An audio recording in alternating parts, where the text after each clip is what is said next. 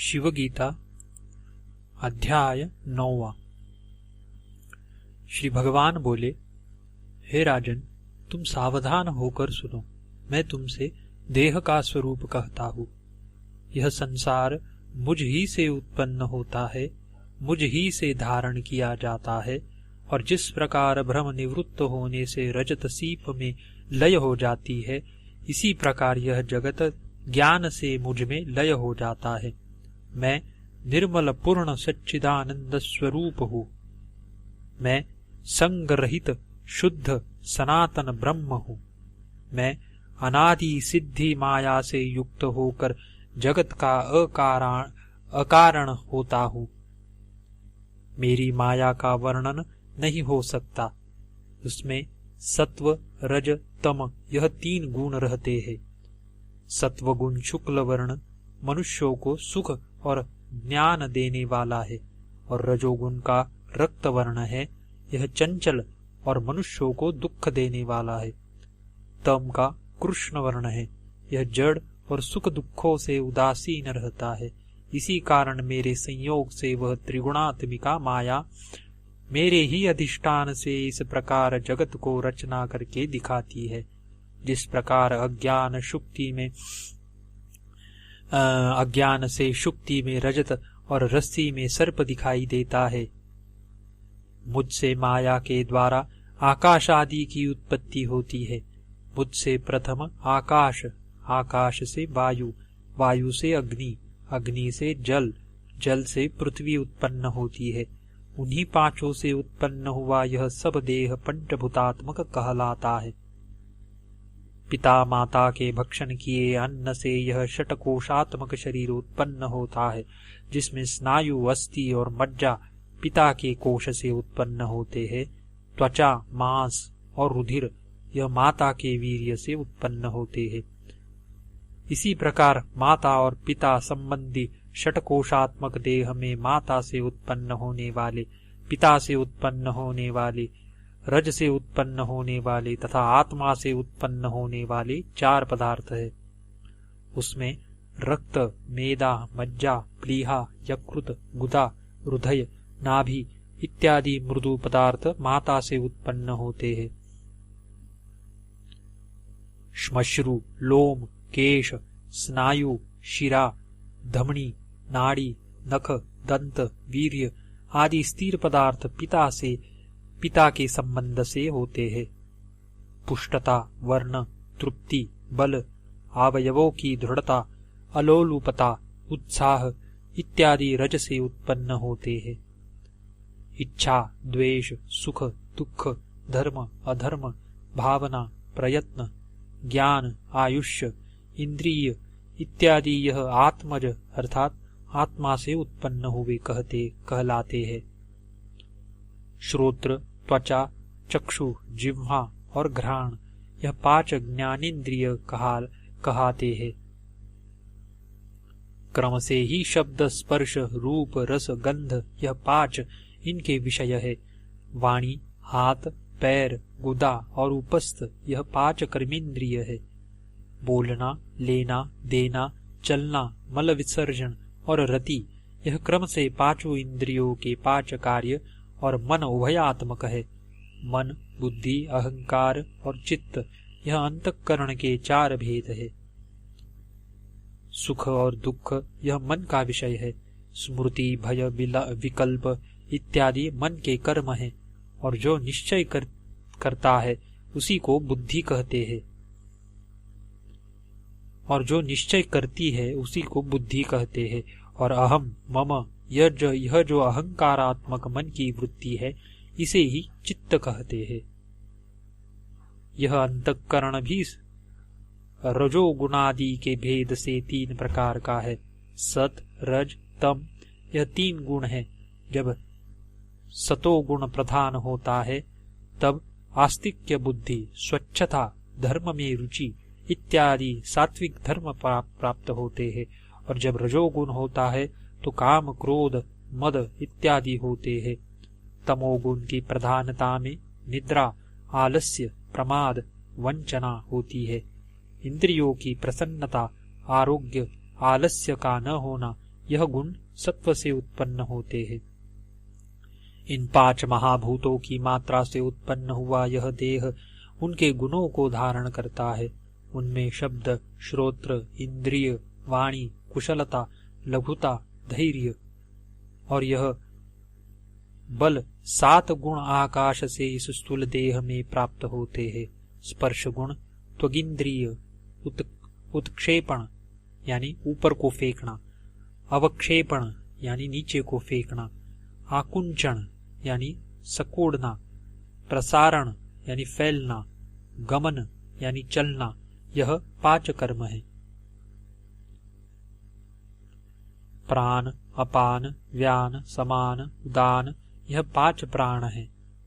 नाग, कुर्म, कुरकल, देवदत्त, धनंजय, यह 5 उपप्राण कहलाते हैं।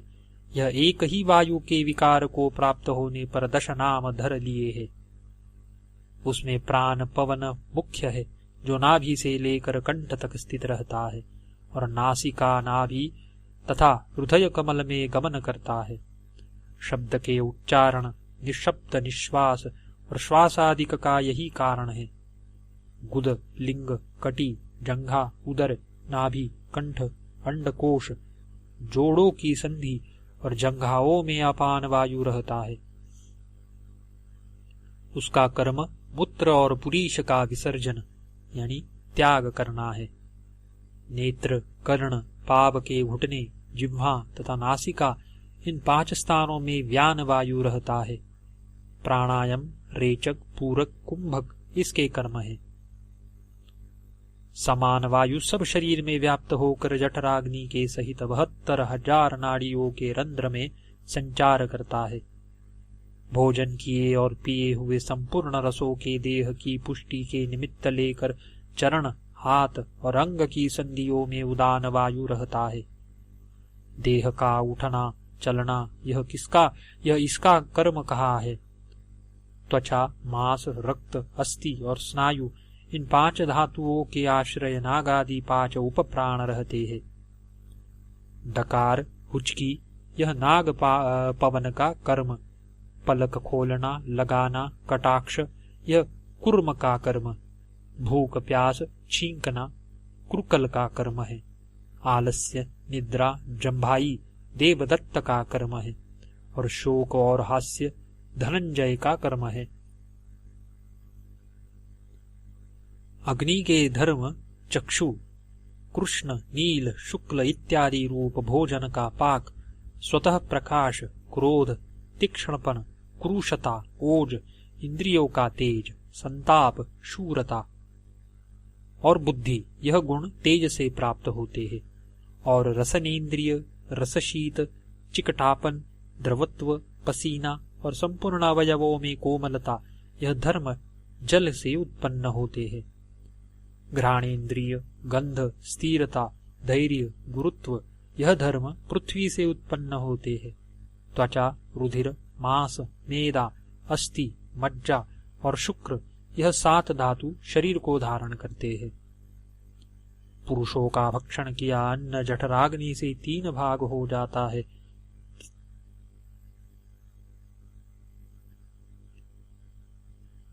तीसरा स्थूल भाग मल, मध्य भाग मांस और सूक्ष्म भाग मन होता है। इससे मन अन्नमय कहलाया जाता है। जल का स्थूल भाग मूत्र, मध्य भाग रक्त और कनिष्ठ भाग प्राण कहलाता है। इससे जलमय प्राण है। तेज का स्थूल भाग अस्थि, मज्जा मध्य भाग और वाणी सूक्ष्म भाग है। आशय यह है कि अन्न, उदक और तेज रूप सर्व जगत है। रक्त से मांस उत्पन्न होता है, मांस से मेदा, मेदा से अस्थि और अस्थि से मज्जा उत्पन्न होती है। मांस से ही नाड़ी उत्पन्न होती है और मज्जा से वीर्य उत्पन्न होता है। वात, पित्त, कफ, यह 3 धातु शरीर में रहते हैं। शरीर में 10 अंजलि प्रमाण जल रहता है और 9 अंजलि रस अर्थात अन्न रहता है। रक्त 8 अंजलि, विष्टा 7 अंजलि, कफ 6 अंजलि, पित्त 5 अंजलि और मूत्र 4 अंजलि रहता है, चर्बी 3 अंजलि, मेदा 2 अंजलि, मज्जा 1 अंजलि और वीर्य आधी अंजलि रहता है। इसको बल कहते हैं। शरीर में अस्थि 360, शंख, कपाल, रुचक, अस्तारण और नवक, यह 5 प्रकार की अस्थि होती है। शरीर में 210 यानी 210 अस्थियों की संधि है। उनको रौरव, प्रसर, स्कंद सेचन, उलूखल, समुदग, मंडक, शंकावर्त और वायसतुंडक, यह 8 भेद अस्थियों की संधि के है। 3.5 करोड़ सब शरीर पर रोम है और दाढ़ी के बाल 3 लाख है। हे दशरथ कुमार, इस प्रकार यह देह का रूप तुम्हारे प्रति वर्णन किया। इस देह की समान निस्सार पदार्थ दूसरा त्रिलोकी में कोई नहीं है।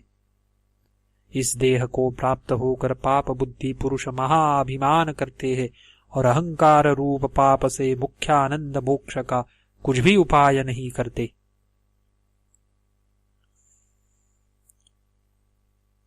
यह महाशोक की बात है। इस कारण मुमुक्षु को वैराग्य दृढ़ होने की निमित्त यह स्वरूप जानना अवश्य है। इति श्री पद्म पुराणे शिवगीतासूपनिषत्सु ब्रह्म विद्यायां योगशास्त्रे शिवराघव संवादे देह स्वरूप निर्णयो नाम 9मोऽध्यायः।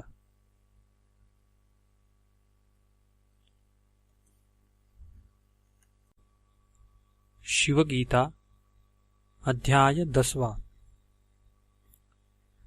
श्री रामचंद्र जी बोले, हे भगवान, इस देह में यह जीव कहाँ वर्तमान है, यह कहाँ से उत्पन्न होता है और इसका क्या स्वरूप है, सो आप कहिए।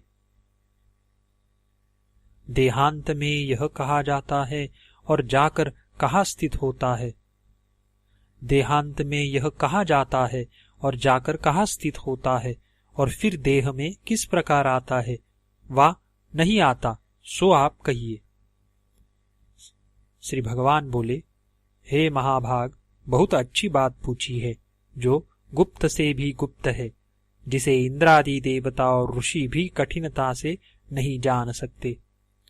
हे रघुनंदन, मैं भी यह किसी दूसरे से नहीं कहना चाहता, परंतु तुम्हारी भक्ति से प्रसन्न होकर मैं कहता हूँ। मैं ही सत्य स्वरूप, ज्ञान स्वरूप, अनंत परमानंद परमात्मा, परम ज्योति, माया से मोहित जीवों को न दिखने वाला, संसार का कारण, नित्य विशुद्ध, संपूर्ण का आत्मा, सर्वांतर्यामी, निस्संग, क्रिया रहित, सब धर्मों से परे, मन से भी परे हूँ। मुझे कोई इंद्रिय नहीं ग्रहण कर सकती। मैं संपूर्ण का ग्रहण करने वाला हूँ।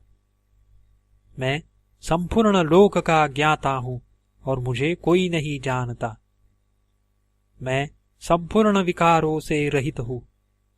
बाल्य यौवनादि परिणाम आदि विकार भी मुझ में नहीं है।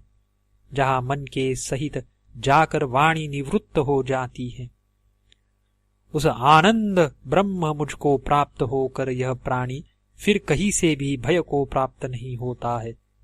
जो संपूर्ण प्राणियों को मुझ में देखता है और मुझे संपूर्ण प्राणियों में देखता है, वह निंदा रहित हो जाता है।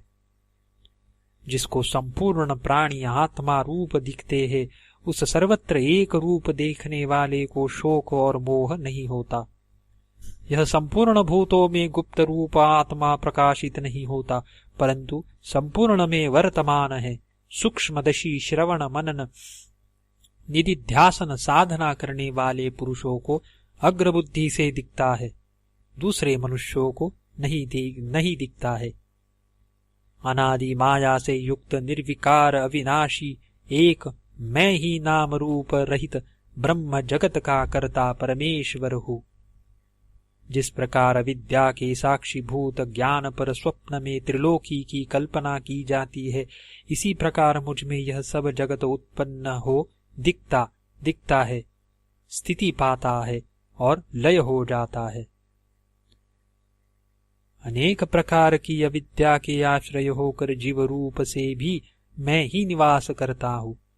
5 कर्मेंद्रिय और 5 ज्ञानेंद्रिय, मन, बुद्धि, अहंकार, चित्त, यह चारों 5 प्राण, यह सब मिलकर लिंग शरीर को उत्पन्न करते हैं।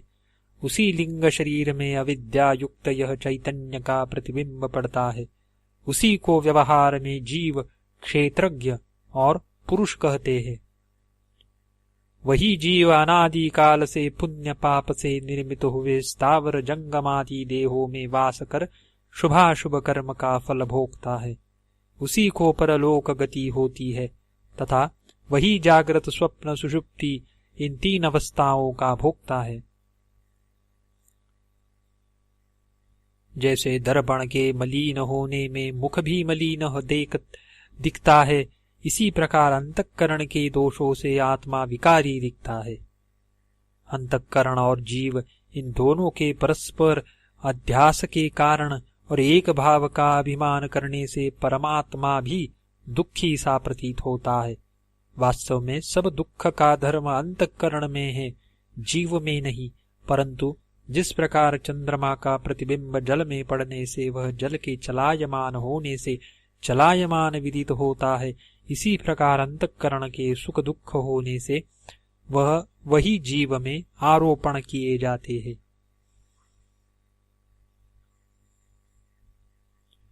जिस प्रकार की मारवाड़ देश में दोपहर के समय सूर्य की किरण रेत में पड़कर जल रूप से प्रतीत होती है, उसमें केवल अज्ञान से जाना जाता है। वो जल रूप नहीं है, वास्तव में संताप ही करने वाली है। इसी प्रकार आत्मा भी निर्लेप है, परंतु वह मूढ़ बुद्धि वालों को अविद्या और अपने दोष के कारण कर्ता भोक्ता प्रतीत होता है। इस अन्नमय पिंड के स्थूल देह में हृदय के विषय जीव स्थित रहता है और नख के अग्रभाग से लेकर शिखा पर्यंत व्याप्त हो रहा है। सो तू सावधान होकर सुन। वही यह जीव मैं मनुष्य, मैं ब्राह्मण इत्यादि अभिमान करता हुआ इस मांस पिंड में स्थित है। नाभि से ऊपर और कंठ से नीचे अवकाश के स्थान को व्यास करके सदा स्थित रहता है, व्याप्त करके सदा स्थित रहता है। इतने ही स्थान के बीच में हृदय है, जिसका स्वरूप डंडी सहित कमल कली के समान है। उसका मुख नीचे को है, उसमें सूक्ष्म और सुंदर एक छिद्र है, उसी को दहराकाश कहते हैं। उसमें जीव रहता है। केश के अग्रभाग का 100वां भाग कर फिर उसका भी 100वां भाग करके जो प्रमाण किया जाए, वही सूक्ष्मता जीव की जाननी चाहिए। वस्तुतः तो जीव के स्वरूप का प्रमाण नहीं है कि ऐसा है और इतना है। जिस प्रकार कदम्ब के फूल को मध्ययाई चारों ओर केशर होती है, इसी प्रकार से हृदय स्थान से सहस्त्रों नाड़ी निर्गत हुई है, जो शरीर भर में व्याप्त है। वे हित और बल को देती है, इस कारण उनकी हित संज्ञा है। योगियों ने उन नाड़ियों की संख्या 72 सहस्त्र कही है। जिस प्रकार सूर्य से किरण निर्गत होती है, इसी प्रकार वे नाड़ी हृदय से निकली है। उनमें 101 मुख्य नाड़ियों ने संपूर्ण शरीर को वेष्टित कर दिया है और प्रत्येक इंद्रियों में 10-10 नाड़ी है। उन्हीं के द्वारा विषयों का अनुभव होता है। यह नाड़ी ही सुख दुख जागृत स्वप्न आदि के साक्षात का कारण है। जिस प्रकार नदी जल को बहाती है, उसी प्रकार नाड़ी सुख दुख रूप कर्म फल को बहाती है। इन 101 नाड़ियों में से एक नाड़ी ऊपर अनंत नाम बहती है, ब्रह्मरंध्र तक पहुंच गई है। जो अनंत अर्थात सुषुम्ना नाम नाड़ी है, उसमें प्राप्त होकर यह जीव मुक्त हो जाता है। जिस समय वह अंतःकरण काम आदि दोष शून्य होता है, उस समय यत्न करने से योगी का आत्मा इस नाड़ी में प्राप्त होता है, परंतु उस समय सद्गुरु की कृपा और पूर्व ज्ञान की आवश्यकता है, कारण कि ज्ञान द्वारा मुक्ति प्राप्त होती है। जिस प्रकार से राहु अदृश्य रहकर भी चंद्रमंडल में दिखता है, इसी प्रकार सर्वत्र रहने वाला आत्मा लिंग देह में ही प्रतीत होता है। जिस प्रकार घट के ले जाने से घटाकाश भी लेकर जाया जाता है, इसी प्रकार सर्वत्र व्यापक भी जीवात्मा लिंग देह में ही प्रतीत होता है। यद्यपि वह सर्वत्र पूर्ण और निश्चल है, परंतु वह जागृत अवस्था में घटादि पदार्थों का चैतन्य प्रतिबिंब युक्त होने से अंतःकरण वृत्ति से व्याप्त होकर चंचल सा दिखता है। जिस प्रकार सूर्य दशो दिशाओं को व्याप्त करता है, इसी प्रकार निष्क्रिय और सर्व पदार्थों में व्याप्त लिंग देह के संबंध से उत्पन्न हुई अंतःकरण की वृत्ति नाड़ियों द्वारा बाहर जाकर विषयों में प्राप्त हो उन्हें प्रकाश करती है। अपने किए उन कर्मों के अनुसार जागृत आदि अवस्था में सुख दुख का साक्षात्कार जीव करता रहता है। संपूर्ण वृत्ति लिंग शरीर से उठती है। जब तक मोक्ष न हो तब तक लिंग शरीर का नाश नहीं होता। जिस समय ज्ञान द्वारा जीव और ब्रह्म का भेद मिट जाएगा और अविद्या सहित इस लिंग शरीर का नाश हो जाएगा, उस समय केवल आत्मा का अनुभव मात्र यानी अहम ब्रह्मास्मि इस स्वरूप में स्थिर होने से ही मुक्ति होती है।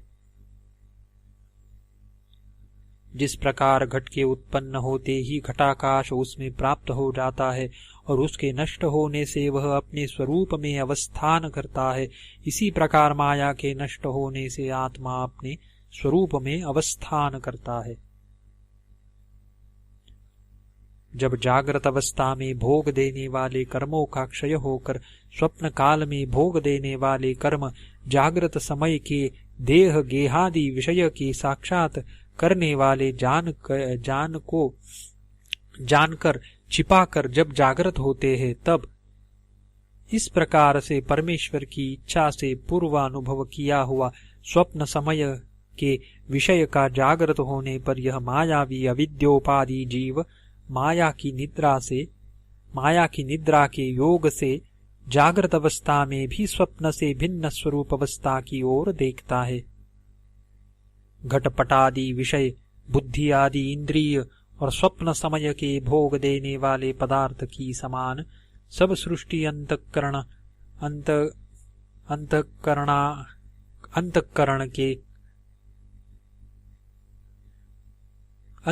ने कल्पना करी है। जिस प्रकार इकला मनुष्य स्वप्न में अनेक मनुष्य देखता है, भोग भोगता है और संसार की सब रचना भिन्न भिन्न जानता है, यथार्थ में एक ही है, इसी प्रकार वास्तविक आत्मा है, परंतु अंतःकरण की कल्पना से यह जगत अनेक भाव से दिखता है। इन सबको देखने वाला स्वयं ज्योति आत्मा साक्षी रूप से सब में वर्तमान है। इस अवस्था में अंतःकरण आदि सर्व पदार्थों की वासना भावना से की हुई असत्य होने से वह वासना रूपी ही है और परमात्मा उस ही स्थान में वासना मात्र से साक्षी है।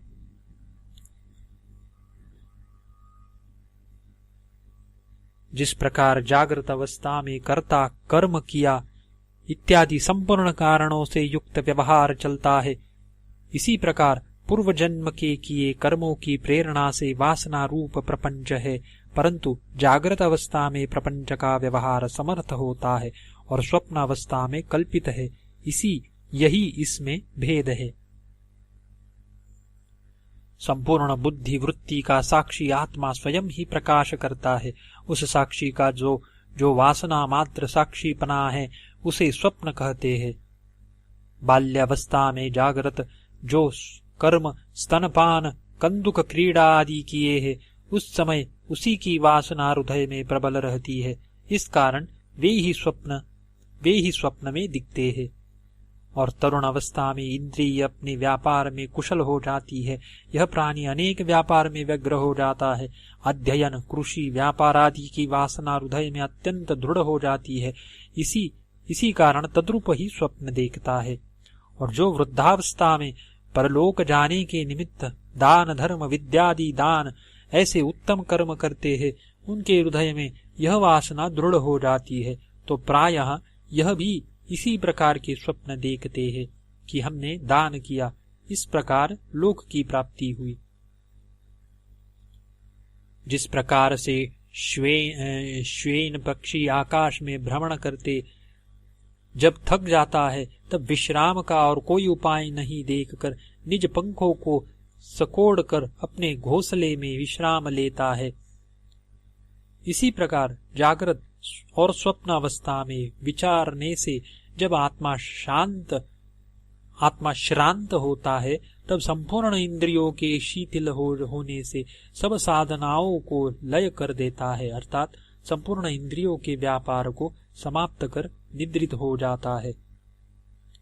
नाड़ियों के मार्ग से इंद्रिय की वासना को आकर्षण कर जागृत और स्वप्न अवस्था के सब कार्य समाप्त कर आत्मा लीन हो जाता है।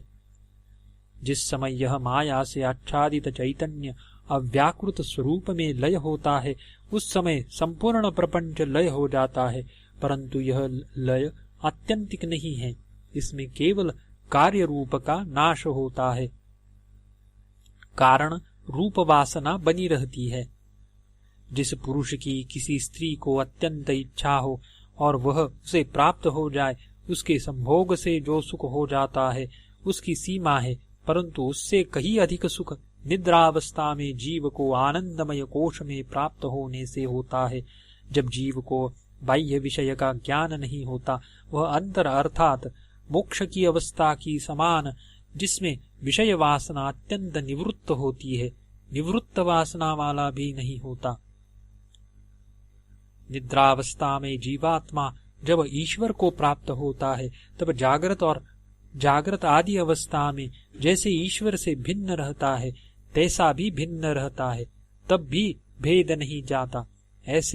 ऐसा होने से ही वह उस समय दुख रहित होता है, क्योंकि कारणात्मा में उसका साम्य माना जाता है, एकत्व पाता है, इस कारण औपचारिक है। जो भी उस अवस्था में अविद्या की सूक्ष्मत्व वृत्ति आने से जैसे सुख अनुभव करता है, उस सुख को जैसे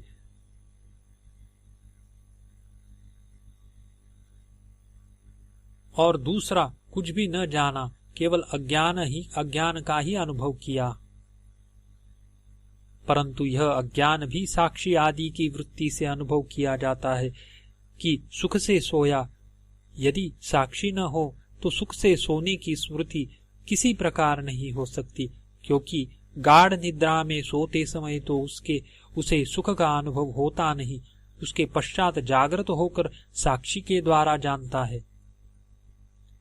जागृत, स्वप्न, सुषुप्ति यह तीन अवस्था जैसी इस लोक की है, तैसी देवलोक की भी है।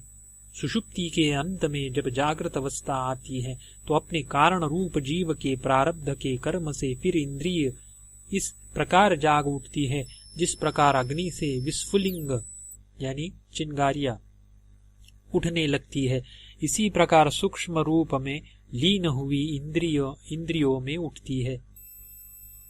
जिस प्रकार जल भरा हुआ घड़ा जल में डुबा दो और यदि उसे फिर निकालो तो वह उस जल से भरा ही आता है, इसी प्रकार से यह जीवात्मा इंद्रिय आदि सहित कारण में लय को प्राप्त हो उन इंद्रियों सहित ही जागृत अवस्था को प्राप्त होता है।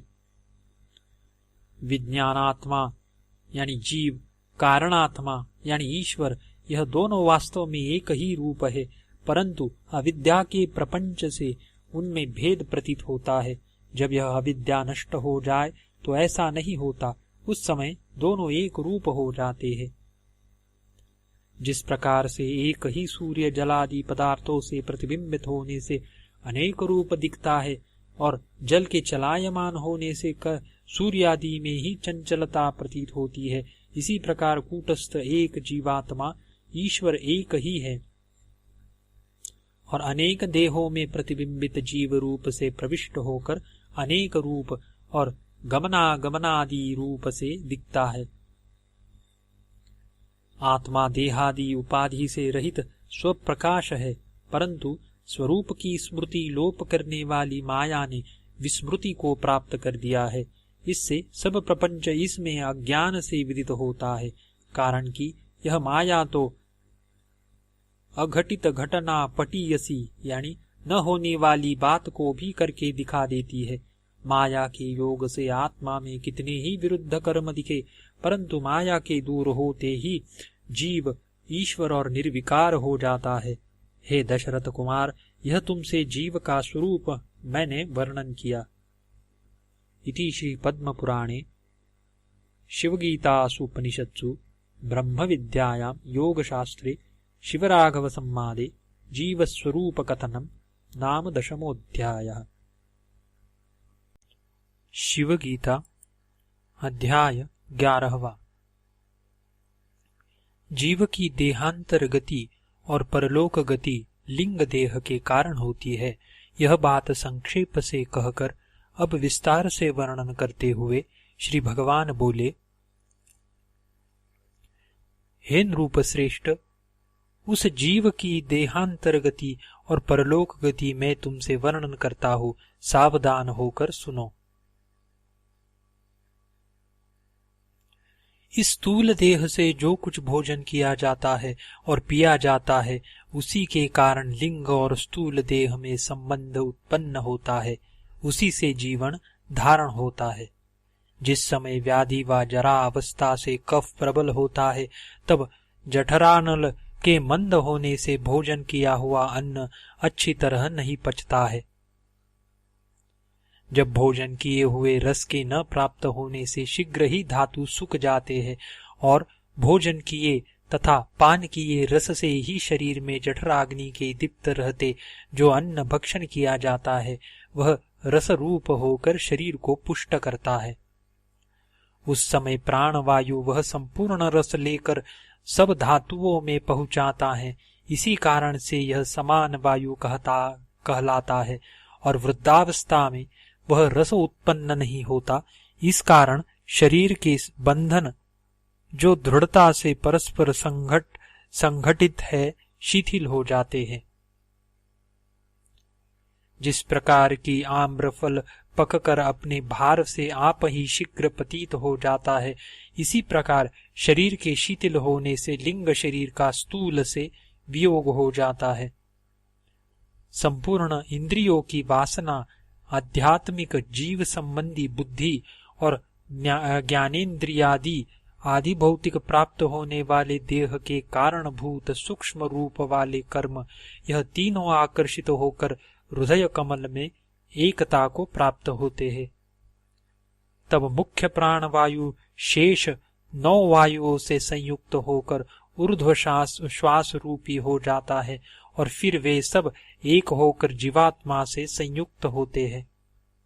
विद्या, कर्म और वासना से युक्त हो यह जीव अपने कर्म से नाड़ी मार्ग का आश्रय करके नेत्र मार्ग अथवा ब्रह्मरंध्र के द्वारा बहिर्गत होता है। जिस प्रकार से घड़े को इस देश से दूसरे स्थान में ले जाते हैं, परंतु वह आकाश से पूर्ण हो जाता है, जहाँ घट जाएगा उसी स्थान में घटाकाश भी जाएगा। इसी प्रकार से जहाँ जहाँ लिंग शरीर गमन करता है, उसी स्थान में जीव होता है और कर्मानुसार दूसरे देह को प्राप्त होता है। जिस प्रकार नदी का मच्छ कभी इस किनारे और कभी दूसरे किनारे जाता है, इसी प्रकार से यह मोक्ष न होने तक अनेक योनियों में भ्रमण करता रहता है। जो पाप है उनको यमदूत ले जाते हैं, जो पापी हैं उनको यमदूत ले जाते हैं। यह यातना देह का जो नरक दुख भोगने के लिए दी जाती है, उसको आश्रय करके केवल नरको ही को भोगता है। और जिन्होंने सदा इष्ट यानी यज्ञादि पूत यानी वापी, कूप, तड़ाग आदि निर्माण करना कर्म किए है, वह पितृलोक को गमन करते हैं। यमदूत उन्हें पितृलोक को प्राप्त करते हैं। उस मार्ग का क्रम यह है कि धूम, फिर रात्रि अभिमानी देवता के निकट, फिर कृष्ण पक्षाभिमानी देवता के निकट, फिर दक्षिणायन अभिमानी देवता के निकट, फिर वहां से पितृलोक में जाता है। पितृलोक से आगे चंद्रलोक को प्राप्त हो दिव्य देह पाकर महालक्ष्मी का भोग करता है। वहां यह चंद्रमा की ही समान होकर कर्म की फल की अवधि तक चंद्रलोक में वास करता है। जब पुण्य फल समाप्त हो जाता है तो जिस क्रम से इस लोक में गमन हुआ था उसी क्रम से इस लोक में फिर आता है। चंद्रलोक से चलते समय उस शरीर को छोड़ यह आकाश रूप होकर आकाश से वायु में और वायु से जल में आता है। जल से मेघों में प्राप्त होकर फिर यह वर्षा द्वारा पृथ्वी पर पतित होता है। फिर अनेक कर्म के वश होकर भक्षण योग्य अन्न में प्राप्त होता है। और कितने एक शरीर प्राप्ति के निमित्त मनुष्यादि योनि में प्राप्त होते हैं, और कितने एक कर्म और ज्ञान के तारतम्य से स्थावरत्व को प्राप्त हो जाते हैं। जो जीव अन्न में प्राप्त हुए हैं उस अन्न को स्त्री पुरुष भक्षण करते हैं। उससे स्त्री और पुरुषों का रज और शुक्र होकर उन दोनों के संयोग से वह गर्भ रूप धारण करते हैं। यही जीव कर्म के अनुसार स्त्री, पुरुष और नपुंसक होता है। इस प्रकार से इस जीव की इस लोक में गति और परलोक गति होती है। अब इसकी मुक्ति का वर्णन करता हूं। जो शम दमादि साधन संपन्न सदा अपने वर्णाश्रम के कर्म करते और फल की आकांक्षा न करके ईश्वरार्पण कर देते हैं, वह मनुष्य देवयान मार्ग से ब्रह्मलोक पर्यंत गमन करते हैं। वह प्रथम ज्योति में प्राप्त हो पीछे दिन और फिर शुक्ल पक्षाभिमानी देवता के निकट जाते हैं। फिर उत्तरायण को प्राप्त होकर संवत्सर के निकट गमन करते हैं। फिर सूर्यलोक को प्राप्त होते हैं। चंद्रलोक से भी ऊपर विद्युत लोक को प्राप्त होते हैं। फिर उससे आगे कोई एक पुरुष दिव्य देह को प्राप्त हो ब्रह्मलोक को जाते हैं और वहां से यहाँ नहीं आते हैं। ब्रह्मलोक में प्राप्त होकर दिव्य देह के आश्रित हो यह जीव रहता है। उस दिव्य देह से ब्रह्मलोक में अनेक प्रकार के मन इच्छित भोगों को भोगता हुआ बहुत काल तक उस स्थान में वास कर ब्रह्मा के साथ मुक्त हो जाता है। उसकी फिर आवृत्ति नहीं होती। जिस प्रकार से स्वप्न में देखी हुई सृष्टि जागृत होते ही लय हो जाती है, इसी प्रकार से ब्रह्म ज्ञान प्राप्त होने से यह सब सृष्टि लय हो जाती है। और जिन्होंने केवल पाप ही किए हैं और उपासना तथा पुण्य कर्म से रहित, उनकी तीसरी गति अर्थात नरक होता है। वे अनेक प्रकार के रौरव, महारौरव, घोर नरकों को भोग कर पीछे शेष कर्मों के अनुसार क्षुद्र जंतुओं के शरीर को प्राप्त होते हैं। पृथ्वी में लीख, मच्छर, डांश आदि का जन्म लेता है। इस प्रकार से जीव की गति तुमसे वर्णन की। अब और क्या सुनने की इच्छा है? श्री राम उवाच। रामचंद्र जी बोले, हे भगवान, आपने उपासना और कर्मफल से अनेक प्रकार के चंद्रलोक और ब्रह्मलोक की प्राप्ति वर्णन की, सो यथार्थ है। गंधर्वादि लोक और इंद्रादि लोकों में किस प्रकार से भोग प्राप्त होते हैं? कोई देवता, कोई इंद्र और कोई गंधर्व होता है।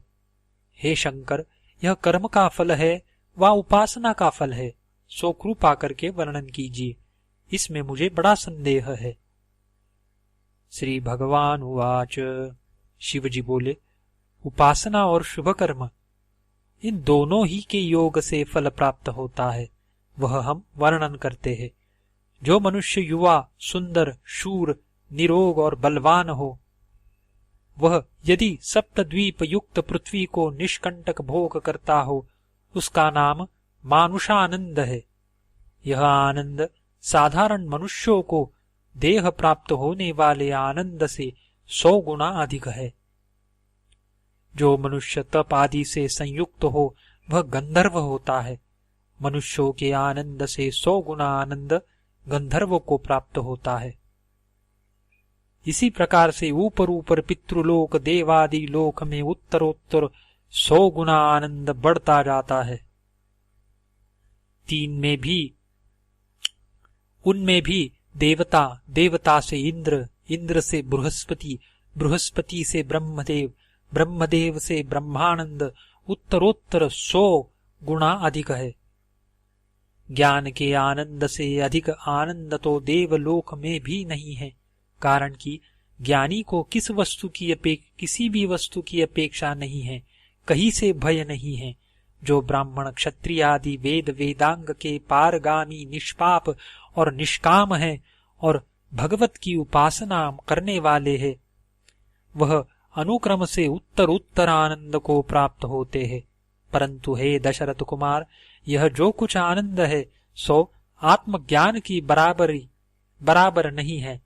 इससे आत्मज्ञान का अनुष्ठान करना उचित है। इसीलिए आत्मज्ञान का अनुष्ठान करना उचित है। जो ब्राह्मण ब्रह्म देवता है उसे कर्मोपासना से कुछ प्रयोजन नहीं है, न उसकी कर्म में कुछ वृद्धि और न करने से कुछ हानि भी नहीं। जो शास्त्र ने विहित कर्मों का विधान और निषिद्ध कर्मों का निषेध किया है वह केवल जब तक ज्ञान नहीं तब तक है, ज्ञान होने पर कुछ नहीं। और यदि ज्ञानी लोक स्थापन के निमित्त करे तो भी कुछ हानि नहीं। इस कारण से ज्ञानवान ब्राह्मण सबसे श्रेष्ठ है। जो कोई पुण्यवान ज्ञानी जानकर कर्म करता है उसके पुण्य का फल अक्षय होता है। जिस फल को मनुष्य करोड़ ब्राह्मण के भोजन कराने से प्राप्त होता है वह फल एक ज्ञानी के भोजन कराने से प्राप्त हो जाता है। जो वस्तु ज्ञानी जनों को दिए जाती है वह करोड़ गुना मिलती है, और जो मनुष्यों में अधम ज्ञानी की निंदा करता है वह क्षय रोग को प्राप्त होकर मृतक हो जाता है, कारण कि ज्ञानी साक्षात ईश्वर है। हे रामचंद्र, जो निर्गुण को कठिन समझते हैं वह पहले सगुण उपासना करे। किसी भी सगुण उपासना करने वाले की अधोगति नहीं होती। इस कारण सगुण रूप की ही उपासना करके सुखी हो। इति श्री पद्म पुराणे शिवगीतासु उपनिषत्सु ब्रह्म विद्यायां योगशास्त्रे शिवराघव संवादे जीवगत्यादि निरूपणम् नामैकादशो अध्यायः। शिवगीता अध्याय 12। श्री रामचंद्र जी बोले, हे देवदेव महेश्वर, आपको नमस्कार है। आप उपासना की विधि और उसका देश काल वर्णन कीजिए कि किस समय किस प्रकार उपासना की जाए। हे भगवान, हमारे ऊपर आपकी कृपा हो तो उपासना का अंग और नियम कहो। फिर शिवजी बोले, हे श्री राम, मैं तुमसे उपासना की विधि और उसका देश काल कहता हूँ, तुम मन लगाकर सुनो। जितने देवता है यह सब मेरे ही रूप है, वास्तव में मुझसे भिन्न नहीं। जो दूसरे देवताओं के भक्त है और श्रद्धा पूर्वक उनका पूजन करते हैं, हे राजन, वे पुरुष मेरा ही भेद बुद्धि से यजन करने वाले हैं। जिस कारण की इस संपूर्ण संसार में मेरे सिवाय और कुछ नहीं है, इसी से मैं सब क्रिया का भोक्ता और सबका फल देने वाला हूँ। जो पुरुष विष्णु, शिव, गणेश आदि जिस भाव से मेरी उपासना करते हैं, उसी भावना के अनुसार उसी देवता के रूप से मैं उन्हें वांछित फल देता हूँ। विधि से अविधि से किसी प्रकार से हो, जो मेरी उपासना करते हैं उनको मैं प्रसन्न होकर फल देता हूँ, इसमें कोई संदेह नहीं। यद्यपि वह दुराचारी है, परंतु वह अनन्य होकर मेरा भजन करता है, उस पुरुष को साधु ही मानना चाहिए, और पुण्यवान है, यह भक्ति की महिमा दिखाई है।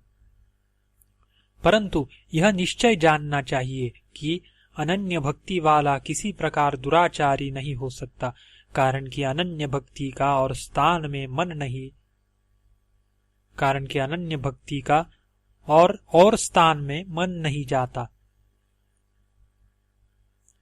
जो एक निष्ठ बुद्धि होकर जीवात्मा परमात्मा को एक ही रूप जानता है, अर्थात जीव रूप भी मेरे को ही जानता है और अनन्य बुद्धि से मेरा भजन करता है, उसको पाप स्पर्श नहीं करता, बहुत क्या उसे ब्रह्म हत्या भी स्पर्श नहीं करती। उपासना की विधि 4 प्रकार की है: संपत, आरोप, संवर्ग और अध्यास। अल्प वस्तु का भी गुण योग से मन की वृत्ति से अनंत गुणों की भावना से चिंतन करना, जैसे कि मूर्ति में अनंत गुण विशिष्ट शिव तथा विष्णु का ध्यान करना, इसका नाम संपत है।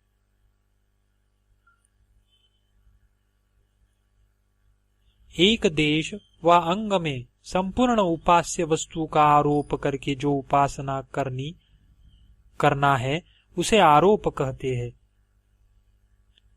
जैसे ओंकार की उद्गीत साम रूप से उपासना की जाती है। आरोप और अध्यास इनका स्वरूप बहुधा एक सा है, भेद इतना ही है कि बुद्धिपूर्वक किसी एक वस्तु में विवक्षित धर्म का आरोप करके उसकी उपासना करना, जैसे स्त्री पर अग्नि का आरोप अर्थात स्त्री को अग्नि रूप मानना, यह अभ्यास है। कर्मयोग से उपासना करने का नाम संवर्ग है, अर्थात संपूर्ण भूतों को उपासना के योग से वश में करना, जैसे प्रलय काल में संवर्त नामक वायु अपनी शक्ति से सब भूतों को वश करती है। गुरु से प्राप्त हुए ज्ञान से देवता में और अपने में भेद न मानना और अंतःकरण से देवता के समीप प्राप्त होना और अंतःकरण से ही सब पूजन कल्पित करना, इसका नाम अंतरंग उपासना है। और इसके उपरांत दूसरी विधि से बहिरंग उपासना कहते हैं। तब इस प्रकार किसी की उपासना करनी और कहाँ तक करनी, किसी भी देवता की उपासना करते हुए ध्यान से उस देवता के स्वरूप का जो ज्ञान होता है, उस ज्ञान को विजातीय ज्ञान से शिव का ध्यान करते हुए कामिनी के ध्यान से मध्य में विच्छिन्न न होकर व्यवधान रहित ज्ञान परंपरा से निधिध्यासना करके ध्यान योग्य देवताओं में अपनी बुद्धि लगाकर एक रूप का साक्षात होने पर एक रूपता साक्षात होने तक उपासना करते रहना चाहिए। संपदादि जो 4 उपासना वर्णन की है, यह दृढ़ बुद्धि की उपासना तथा उपासना की परमावधि है। और सगुण उपासना इस प्रकार है कि मूर्ति की उपासना करने के समय उसके प्रत्येक अंगों में अक्षय दृष्टि लगाकर उपासना करनी चाहिए। इस उपासना के अंगों को श्रवण करो। उपासनाओं के योग्य देशों का कथन करते हैं कि तीर्थ और क्षेत्रादि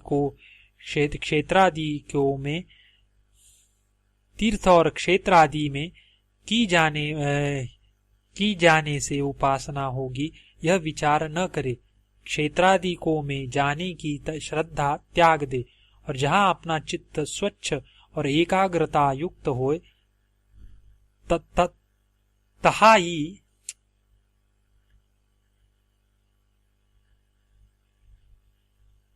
जहाँ अपना चित्त स्वच्छ और एकाग्रता युक्त होता है, वहाँ ही सुख से बैठकर उपासना करे।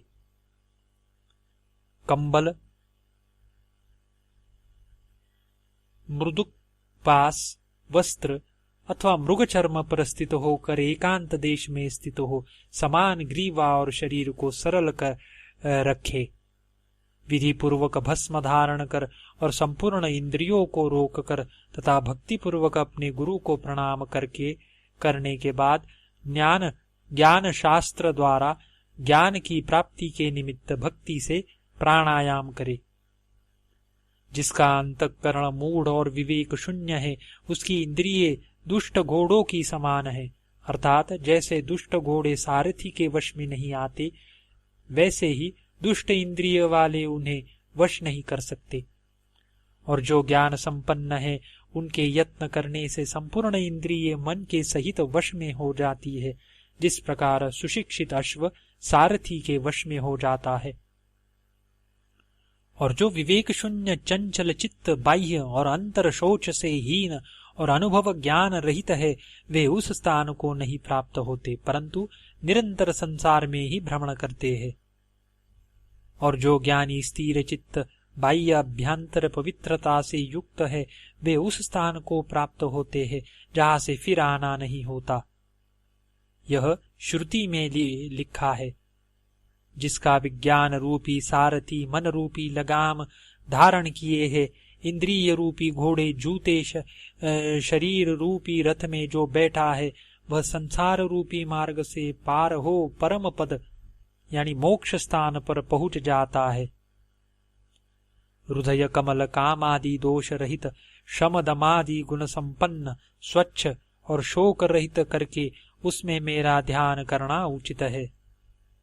जो अचिंत्य स्वरूप सीमा रहित है, जिससे श्रेष्ठ कोई दूसरा नहीं है, जो नाश रहित कल्याण स्वरूप आदि अंत शून्य प्रशांत और सबका कारण है, सर्वव्यापक सच्चिदानंद स्वरूप रूप रहित उत्पत्ति शून्य आश्रय युक्त मुझ ब्रह्म रूप को शुद्ध स्फटिक मणि की समान शरीर और अर्धांग में पार्वती को धारण किए, व्याघ्र चर्म ओढ़े, नीलकंठ त्रिलोचन जटाजूट धारण किए, चंद्रमा शीर पर धरे, नागों का यज्ञोपवित पहने, व्याघ्र चर्म का ही उत्तरीय ओढ़े, सर्वश्रेष्ठ भक्तों के अभयदाता, पीठ की ओर के ऊंचे दोनों हाथों में मृग और परशु धारण किए, सब अंग में विभूति लगाए तथा संपूर्ण आभूषणों से भूषित, इस प्रकार से आत्मा की अरणी और प्रणव को उत्तर अरणी करके उसका मथन करता हुआ मेरा ऊपर कहे अनुसार ध्यान करे तो यह मेरा साक्षात्कार पाता है। जब यज्ञ को करते हैं तब अग्नि के निमित्त खैर व शमी की 2 लकड़ी ले ऊपर नीचे रख अग्नि के निमित्त उसे मथते हैं। वेद वचन और शास्त्रों के वचन से मुझे कोई नहीं पा सकता, परंतु जो एकाग्र चित्त से सदैव मेरा ध्यान करता है, मैं उसे प्राप्त होता हूँ और फिर उसका त्याग नहीं करता। जो पाप से परांगमुख नहीं, जिसकी तृष्णा शांत नहीं है, श्रवण मनन निधि ध्यासन से जिसका मन समाधान नहीं है, जिसका मन चंचल है, ऐसा पुरुष केवल शास्त्र के अध्ययन से मुझे प्राप्त नहीं कर सकता। जागृत, स्वप्न, सुषुप्ति इन तीनों अवस्थाओं का प्रपंच जिस साक्षी रूप अधिष्ठान ब्रह्म स्वरूप के द्वारा प्रकाशित होता है, वह ब्रह्म मैं ही हूँ। ऐसा यथार्थ ज्ञान से यह संपूर्ण बंधनों से मुक्त हो जाता है। तीनों अवस्थाओं में जो भोग पदार्थ, जो भोक्ता और जो भोग्य वस्तु है, यह तीनों ब्रह्म की ही सत्ता से कल्पित है। इनका प्रकाशक, गति करने वाला सदाशिव मैं ही हूँ। इस प्रकार निर्गुण कथन कर अब फिर मंद अधिकारियों को सगुण रूप का उपदेश करते हैं। माध्याह्न काल के करोड़ों सूर्य की समान तेज युक्त और करोड़ों चंद्रमा की समान शीतल सूर्य चंद्रमा अग्नि जिसके नेत्र है, उनके मुखकमल का स्मरण करे। एक ही परमात्मा संपूर्ण भूतों में गुप्त है, सर्वव्यापी और सब भूतों का अंतरात्मा है, सबका अध्यक्ष और सब भूतों में निवास करने वाला, सबका साक्षी, चित्त की प्रेरणा करने वाला, निर्लेप और निर्गुण है। स्वाधिक सब भूतों का आत्मा वह एक ही देव है, माया रूप प्रपंच का बीज प्रकट करता है, वह पुरुष मैं ही हूँ। मुझको जो धीर पुरुष शास्त्र और आचार्य के उपदेश से साक्षात्कार करते हैं, उन्हीं को निरंतर शांति और कैवल्य मुक्ति प्राप्त होती है, दूसरों को नहीं।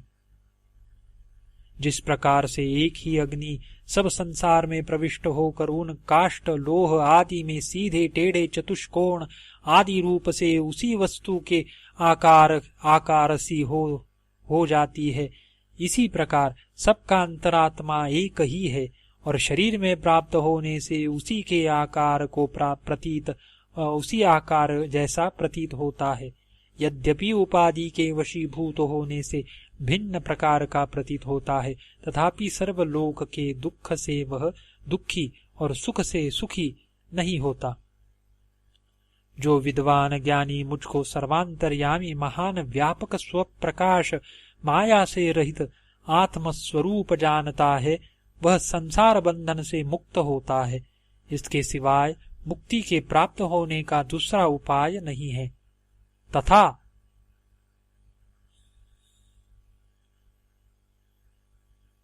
प्रथम सृष्टि के आरंभ में मैं ब्रह्मा